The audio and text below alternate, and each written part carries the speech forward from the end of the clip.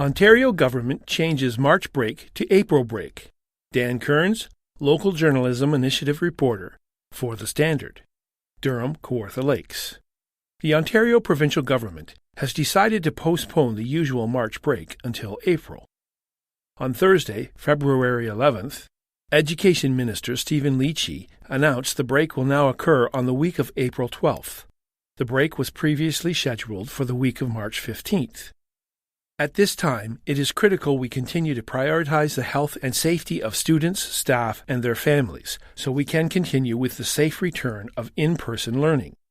Postponing March break, not canceling it, is an important way schools can help to limit community transmission. We recognize congregation is a key driver of the spread of COVID-19, something we realized over the winter break. We will not take that risk again with your child, with our staff, and with Ontario families, Minister Lecce said at a press conference. During a local press conference on Wednesday, February 10th, Haliburton Kawartha Pine Ridge District Health Unit's HKPR Acting Medical Officer of Health, Dr. Ian Gemmell, spoke in favor of deferral of the annual break. The message it sends to people is, now is not the time to be traveling, Dr. Gemmell said. However, the decision was not as popular with teachers' unions.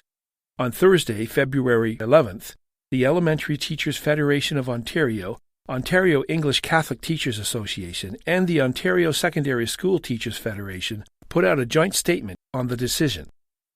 These are unprecedented times, and this is a much-needed break for students, teachers, education workers, and families who have been under tremendous pressure throughout the COVID-19 pandemic.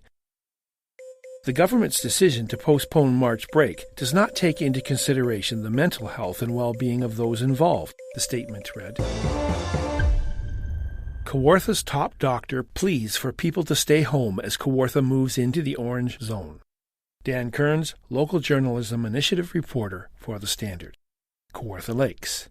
Despite the stay-at-home order expiring this week in Kawartha Lakes, and the health unit returning to the province's color-coded framework, Haliburton Kawartha Pine Ridge District Health Unit's HKPR Acting Medical Officer of Health, Dr. Ian Gemmell, is urging people to keep staying at home as much as possible, to keep cases as low as can be. Even though a stay-at-home order is not in place, I am still strongly encouraging people to stay at home unless they have a reason not to be there. That means things like getting groceries, Dr. Gemmell said during a press conference on Wednesday, February 10th. His reasoning for keeping this messaging is to make sure cases don't start spiking in the health unit area again. This is the only way we will be able to keep this virus in check until we get the vaccines into arms over the next couple of months or so. I will say we have seen a small uptick in cases recently.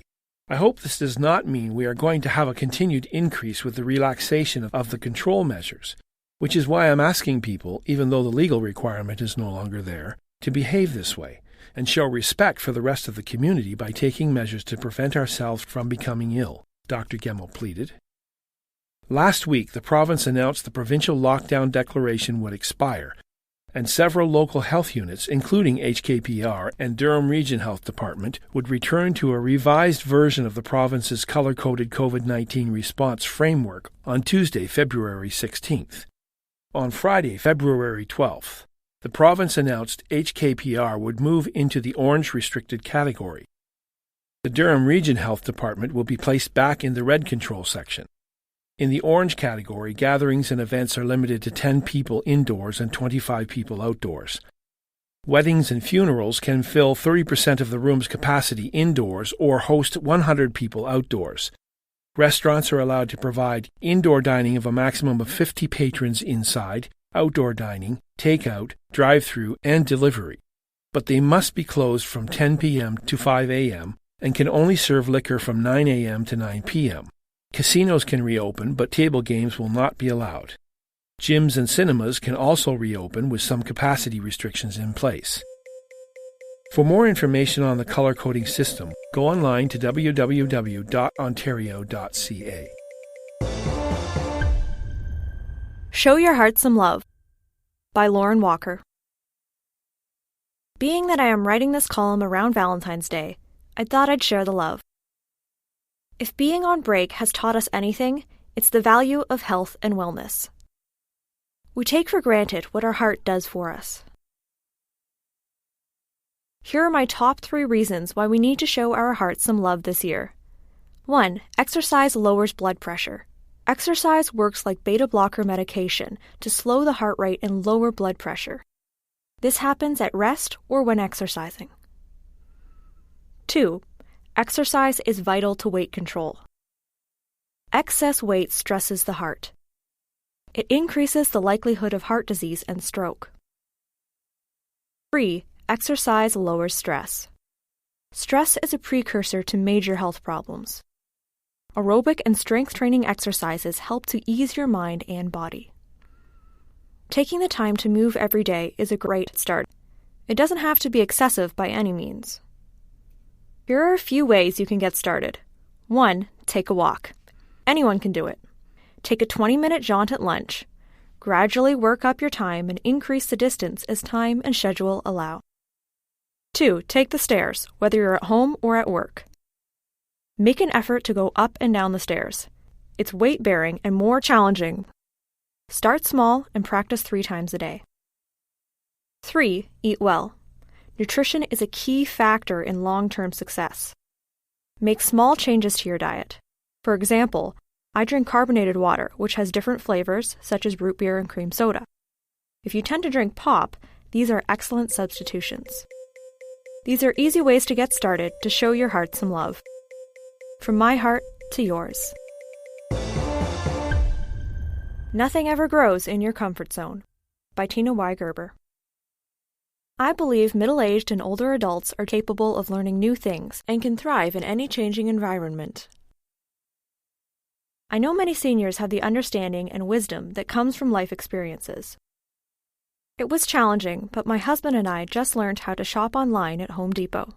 Yay, us! I usually ask my daughter because it is simpler, as she is knowledgeable and confident when ordering. She does it daily. Were we frustrated, annoyed, and apprehensive? Especially when they messed up our very first order. But the next order will go much smoother, and we will be able to navigate the system more knowledgeably. When you stop taking things for granted, you appreciate and enjoy what you have even more. The longer we live, the more precious life becomes. When facing major challenges or struggles, try to view them as opportunities for personal growth. When a challenge seems too big to handle and overwhelms you with stress, take one small step forward.